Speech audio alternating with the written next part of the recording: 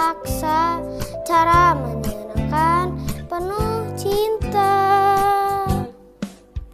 Read aloud, bacakan nyaring sesering mungkin. Manfaatnya sungguh bukan main. Read aloud, the more you read, the more you know, and the more you know, the smarter you grow.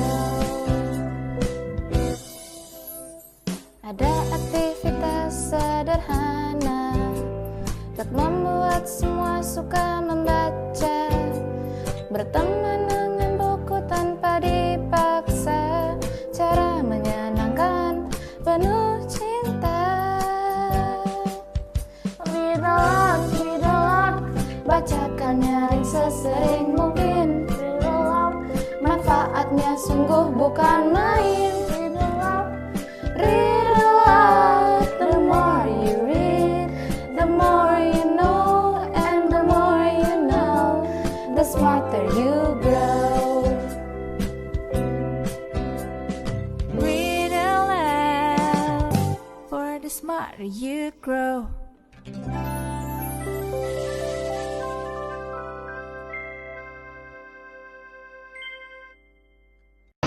Assalamualaikum warahmatullahi wabarakatuh. My name is Yarashyma and I'm from grade 5A. Today I'm here to tell you a story titled Cry For Me, written by Rus Buyuk, illustrated by Carol's Arbet. Before the Conjur's War, the kingdom of Valen had been a happy place. After the war, a young queen Nair left to rule a land filled with widespread sorrow. She traveled the kingdom to comfort her people, gently wiping away their tears with a beautiful handkerchief.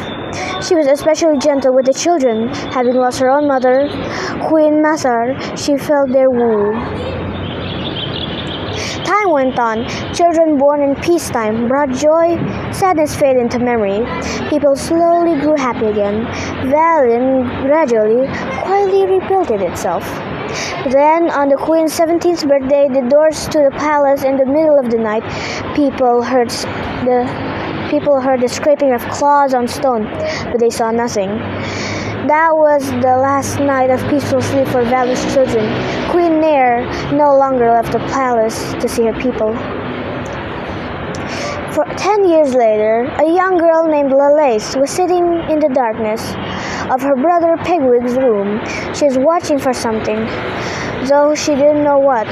A few moments later, Pigwig would snort or mumble something in his sleep. She had to hold back a giggle. For 10 years, the children of Valen experienced tearful nightmares every night, all except Lalace. While other children tossed, turned, and wept in their sleep, Lalace slumbered quietly. No one, at least all Lalace, knew why she wasn't plagued by the same terrors. Lalace had an idea that something was causing the dreams. Others in the kingdom had watched children sleep in the past and learned nothing. Pigwig thought it might be different with Lalace watching, though because she didn't have the dreams herself, she agreed to help. If only because she owed him for milking the cows that morning, so she could sleep late. Hours later, Lalace was fighting off sleep when she heard a faint scraping sound. It started across the room. Near the open window, something was moving. She held her breath and waited. The scratching moved closer and closer, then stopped. Pigwig's bed creaked. Lalace tore cover off the lamp. Blinding light filled the room. Something black disappeared through the window. In its hurry, the thing dropped a small piece of fabric. She grabbed it as she ran across the room. Outside, it took only a few steps for her to realize she would never find the creature in the darkness. Then she heard the scraping again. This time, though, it was all around her. Things moved in the blackness. Suddenly, everything disappeared, and she felt strong claws grabbing her and lifting her up. At their touch, she felt more tired than she ever had before. Then, in a moment, she was asleep. Lilith woke up on a cold floor. A great hall with polished stones stretched before her, with burning torches set into tall pillars. A woman in a deep blue gown sat on a throne. On her head rested a crown of black metal and dark violet stones. Her face was sunken. Dark circles surrounded her eyes. She looked sad and tired. "You," the woman hissed. Her voice was dry, like something dragging out in dirt. "My creatures told me about you." With the last word, Lilith heard chittering and scraping from the darkness around her. "Those creatures are yours?" Lilith asked. "Bow before your queen," the woman snapped. Lilith gasped and bowed. This was Queen Nair? What happened to her? "Your Highness, words failed Lilith. "Don't speak." The queen's voice had dropped down to rasps. "You are different from the other children. You do not weep at night. Perhaps you have royal blood. Or you come from the lines of conjurers." Lilith tried to explain that she was only a peasant girl who helped her parents on a small farm. "No matter," the queen interrupted. "You will never leave this place." The queen raised her hand. In the darkness around the edges of the hall, things began to move. They crawled and scrambled over each other into the light, towards Lilith. Lilith gasped. In the darkness, the creatures had been frightening, but now Lilith could see them clearly. They looked ridiculous. They were thin and covered with dark fur, except for one spot around their bellies. Their fearsome claws made them waddle like fat chickens on her parents' farm. Their large black eyes made her think of her puppy's face when he knew he'd done something wrong. Lilith couldn't help herself. She began to snicker, then giggle, then howl with laughter. She was laughing so hard she was crying. The fabric she found on Pegwig's bedroom floor was still on her hand. She used it to dry her tears.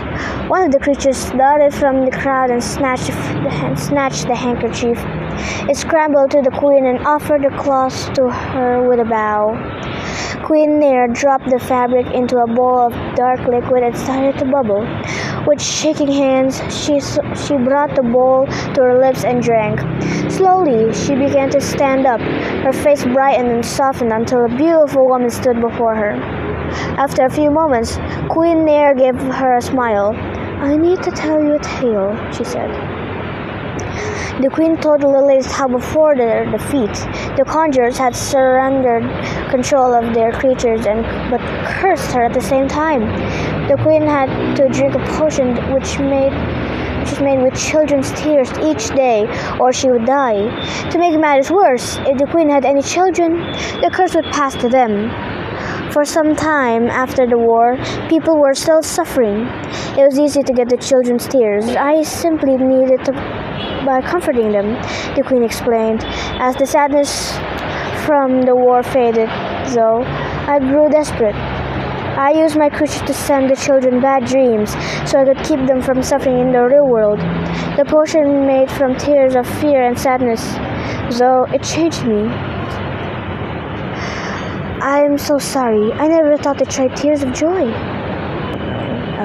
The curse made me give up hope. I decided to have no children, so not to pass on the curse. I am the last of the royal line, said the queen sadly. The queen had tears on her own cheeks now. Your joyous tears are far more powerful than the tears of sadness. However, they have turned this curse into a blessing, the queen said. From that day forward, Queen Nair had her creatures bring joyful dreams to all the children in her kingdom. Lilith and the queen became friends. They traveled across Valen together. Where once the queen brought comfort from sorrow, she now brought joy of laughter when anyone, especially children, wept with joy.